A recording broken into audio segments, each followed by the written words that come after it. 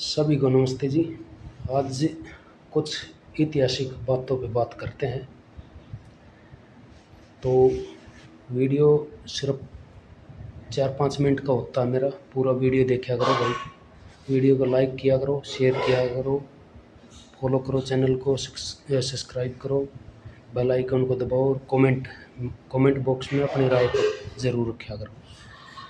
सबसे पहले भगत सिंह पे आ जाते हैं। ये दुनिया ढंढोरा पीट रही है कि भगत सिंह नास्तिक है, नास्तिक है, नास्तिक है। भाई भगत सिंह जिस टाइम पे उसको फांसी होने वाली थी, उससे पहले तक भी भगत सिंह सत्याग्रह प्रकाश पढ़ रहे थे। तो भगत सिंह को जेलर ने बोला, अरे भगत ये क्या कर रहे हो, आप अभी बुक पढ़ रहे हो और आपकी मौत सर पे नाच रही है। तो बोला अभी तो मरना है आपने। तो भगत सिंह का जवाब था, बोला मैं मर जाऊंगा ना, दूसरा जन्म भी लूँगा तो भी मैं इसी धरती पे लूँगा और अपने देश के लिए तुम्हारे से दोबारा आके लड़ूंगा। जिस बंदे का जन्म और मृत्यु के अंदर विश्वास था, क्या वो नास्तिक हो सकता है? किसी के पास कोई सबूत हो तो वो सबूत दे देना भाई, वीडियो में कमेंट बॉक्स में दे देना, भगत सिंह नास्तिक है ये बता देना, कैसे सिद्ध करोगे आप। उसके बाद में झांसी की रानी पे आते हैं। झांसी की रानी जब ये देख लिया कि भारत बहुत बुरी तरह गुलामी की बेड़ियों में जकड़ा हुआ है, तो वो ऋषि दयानंद के पास गई। उसने बोला गुरुजी, ये भारत गुलामी की बेड़ियों से आज़ाद कब होगा? तो ऋषि दयानंद ने बोला आपका बलिदान देने के बाद में आपको कुर्बानी देनी पड़ेगी, अपनी आहुति देनी पड़ेगी, इस बलि की वेदी पर अपनी भेंट चढ़ानी पड़ेगी सर की। तो झांसी की रानी ने बोला कि भाई, बोला जी गुरुजी, मैं अगर बलि दे दूंगी तो क्या आज़ाद हो जाएगा? तो ऋषि दयानंद कितने दूरदर्शी थे, उन्होंने उसी टाइम बोल दिया कि आपके बलिदान देने के सैकड़ों साल बाद। तो जिस टाइम झांसी की रानी बलिदान हुई थी, उसके 90 साल बाद ये भारत देश आज़ाद हुआ था। सोच के देखो कितना विद्वान आदमी था। और ये सारे क्रांतिकारी जो हुए ना, झांसी की रानी, सुभाष चंद्र बोस, चंद्रशेखर आज़ाद, पंडित राम प्रसाद बिस्मिल, भगत सिंह, राजगुरु, सुखदेव, अब अशफाकुल्ला खां तक, ये सारे के सारे ऋषि दयानंद के चेले थे और वेद को जानने वाले थे। इन्होंने एक पुस्तक पढ़ी थी सत्याग्रह प्रकाश। उसको पढ़ने के बाद हर बंदा देश के लिए गर्दन कटाने के लिए भी, गर्दन काटने के लिए भी तैयार रहता है। उसको मौत का भय नहीं रहता। उसको पता चल जाता है कि अभी मरेंगे, दोबारा फिर जन्म होगा कर्मों के आधार पर। तो ये थे हमारे ऐतिहासिक महापुरुष। इन्हीं के जैसे श्री राम, श्री कृष्ण, वो भी ऐसे ही, उनके भी ऐसे ही उत्तम कर्म थे जैसे इनके उत्तम कर्म थे ना अपने देश को आज़ाद कराने के लिए। उन्होंने अपने टाइम पे अपने हिसाब से उत्तम कर्म किए थे। तो भाई मेरा कहने का मतलब ये है कि इस भ्रम को दूर करो कि भगत सिंह नास्तिक था। भगत सिंह प्योर आस्तिक था।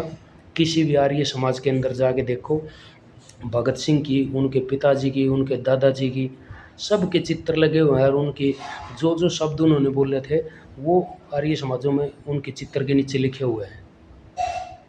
भगत सिंह के दादाजी ने ये बोल दिया था कि बोला मैं पहला सिख ऐसा हूँगा जो सत्याग्रह प्रकाश को बचाने के लिए अपने खून का आखिरी कतरा तक बहा दूंगा।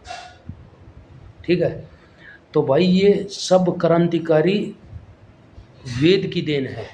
अपने जो 4 वेद है ना, उनकी देन है। 4 वेदों को जो भी पढ़ता है वही क्रांतिकारी बनता है। श्री कृष्ण को देख लो, धर्म को जानता था। ये जो कोरी कल्पनाएं जो जोड़ रखी है ना पुराणों में, राधा नाम की प्रेमिका थी, इसकी 16,108 रानियाँ थी, ये गोपियों के कपड़े उठाता था, ये माखन चुराता था, भजन बना दिए शाम चूड़ी बेचने आया।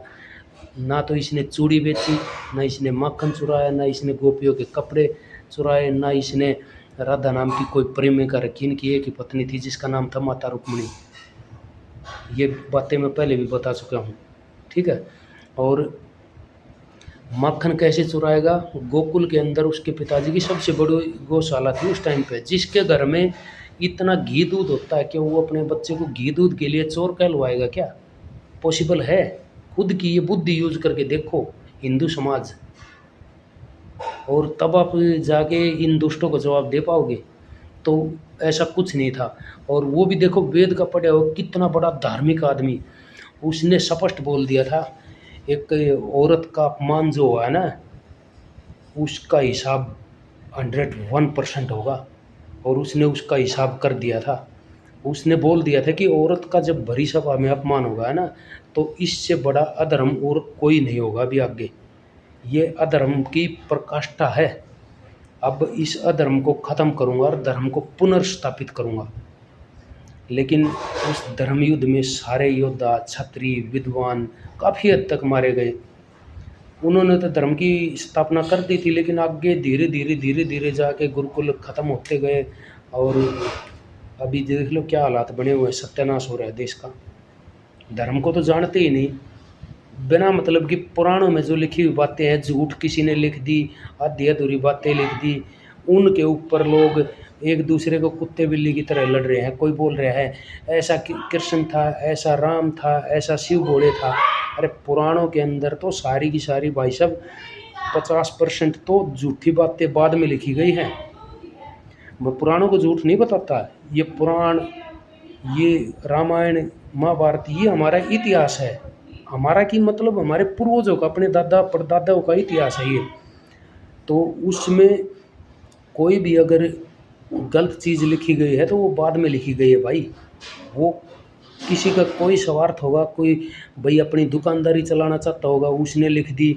किसी ने कुछ, मतलब सबके अपने अपने इशू हैं। तो ये आधी से ज़्यादा झूठी बातें, इन पर विश्वास न करके, मेरा कहने का मतलब यही है कि जो अपने महापुरुष हैं ना, उनका सम्मान करो। और अपने महापुरुषों के बाद में जो पाखंडी बातें फैलाई जाती हैं उनका विरोध करो तर्क के साथ में। तर्क आपको धीरे धीरे धीरे धीरे मैं भी बताता हूँ, और भाई भी मेरे से तो बहुत बड़े बड़े विद्वान बैठे हैं। मैं तो कुछ भी नहीं, नॉर्मल हूँ, नॉर्मल नॉलेज है मेरे पास। लेकिन मेरे से बड़े बड़े विद्वान बैठे हैं। आर्य समाजों में जाके देखो, आप गुरुकुलों में आप जाके देखो, इतने बड़े बड़े विद्वान बैठे हैं। उनकी बात का जवाब देने के लिए 8 अरब जनसंख्या में से मुश्किल से, मैं ये बोलता हूँ, 1000-2000 आदमी उनकी बातों का जवाब दे पाएंगे। और थोड़ा और नीचे लेवल पे जाओगे तो आप मुश्किल से 10-15 लाख ही आदमी ऐसे मिलेंगे जो उनकी कुछ बातों का जवाब दे देंगे।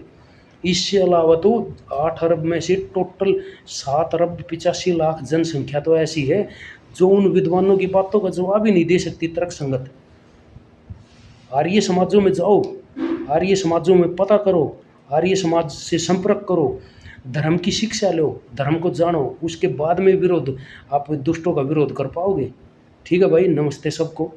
वीडियो को शेयर करना भाई।